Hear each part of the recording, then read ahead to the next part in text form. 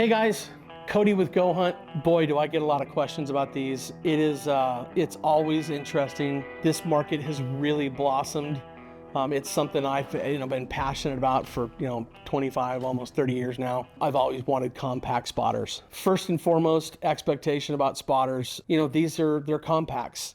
They operate with less objective lens and less magnification. Quite frankly, I think sometimes we need to have an appropriate expectation of what that does for you. If you're wanting the greatest detail and the most light to your eye, and you're trying to do big things at really, really long distances, quite honestly, I don't think compacts are always, the way to go. What I like about compacts is that when you're using, say, an 8, magnification binocular, or 10 or 12, or even a 15, but you're trying to condense your load and make sure that you're condensing the footprint in your pack and all those things. I don't know how you cannot consider in a lot of different scenarios compact spotters. I just think you have to manage your expectations and understand that they don't have the objective lens, and that when you turn up the magnification, to a certain degree, you're going to lose some light, and you're going to lose some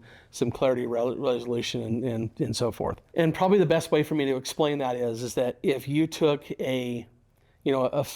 just for easy math, a 50 millimeter objective, and we considered a 2.0 millimeter exit pupil as being a pretty good exit pupil, and when you go below 2 millimeters, by turning up the magnification, you're starting to diminish what you see.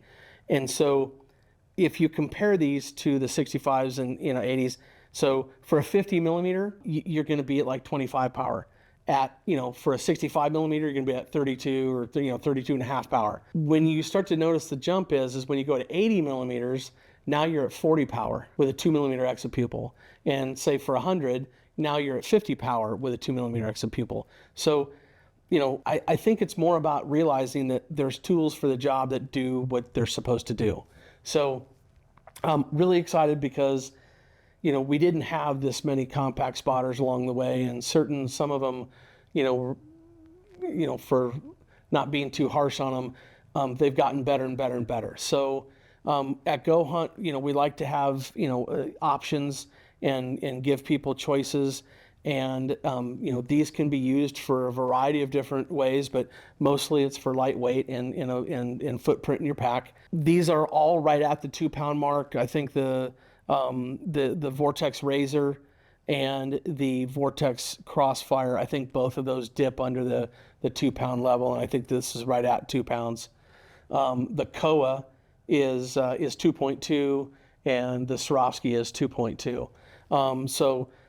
Just to give you an idea of what you're getting, this is the Swarovski ATC. It's a 17 by 40 by 56.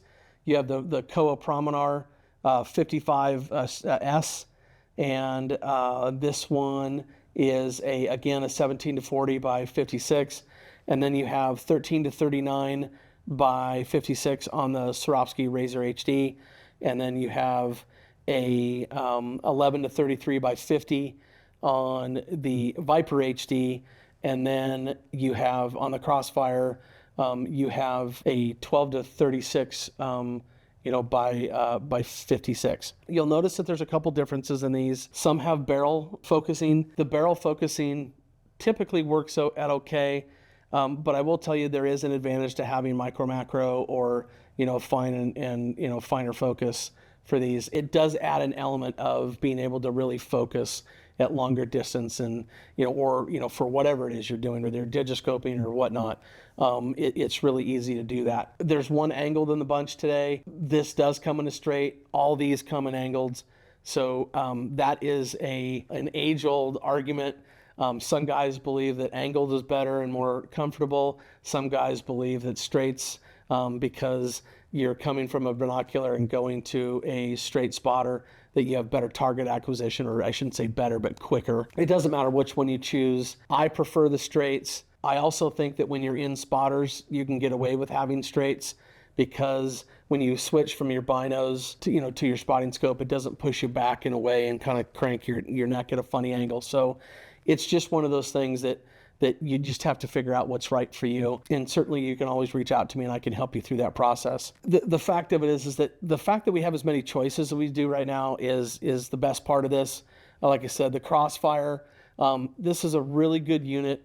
It's $200. You can use it for a variety of things. People will use them for window mounts. People will use them, take them to the range. And you know, I think that there's a lot of people that would get a lot of use of this. And again, if you're just wanting to better and maybe see farther than what you're seeing out of your binoculars, these are always good choices. Then you move up to the Viper HD. Viper HD is $599.99. Just an excellent value.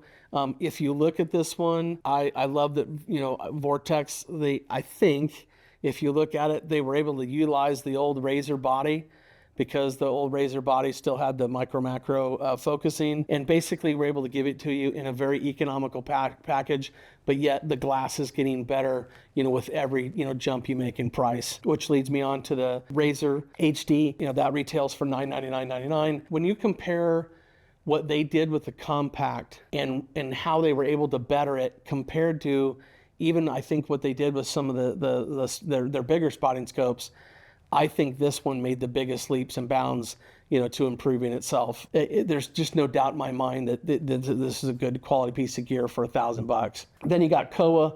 Kowa has always been a sleeper in the terms of real popular in the birding world. It's now, I guess I've been selling Kowa now for, you know, 13, 14 years. Maybe longer than that. But the truth of it is that these are incredibly high quality lenses, very precision, focusing. You will not be disappointed. You know, this is a $22.99 retail, but I mean, for how small it is, it comes with a lot of performance, and I quite frankly, I just couldn't be happier with it. This is the Swarovski ATC STC. Very interesting unit because I think it was made a little differently. A lot of people would even equate the ATC is being made very similar to the NLs or you know, having that EL, NL pop, if you will. I think that they were, you know, made very efficiently in terms of when you look at these, it's not a component system like you're used to having, which really makes for the eyepiece. You know, there's less filters in the body that you know, make for light transmission even better. This also shares the same eyepiece as the ATX STX system, so there's a lot of crossovers. So guys that have a much bigger unit like to go with the ATC STC because all their digiscoping parts work. So there's you know, checks and balances to all these, but again, when you're trying to lessen the footprint in your pack, you know, trying to lessen the load in your pack, how can you not look at compact spotting scopes? Now, some people would say, oh no, got to have the performance, got to have the exit pupil, and you know what? That's okay. And that's why they make chocolate and vanilla, right? There's a lot of choices out there. But the thing that I like to tell people is that a lot of times when you get up into country that you already know that there's deer in, or you already know what you're kind of going after, maybe you don't have to carry the big stuff all the time. Maybe you can switch things out for a pair of binoculars and a spotter, and by virtue, you can also have a lighter weight tripod and head, you know, that keep them stable. So there's a lot of attributes as to why compact spotters are here, and they're here to stay. They're not going anywhere. We sell a boatload of them, and you know, I would just tell you that you have to consider these. They're just another tool in the bag or in the drawer, and you know, they're here to stay. If you have any questions about these, you can call me at 702-847-8747. You can reach out to me by email, either at cody@gohunt.com or optics@gohunt.com. Again, compact spotters.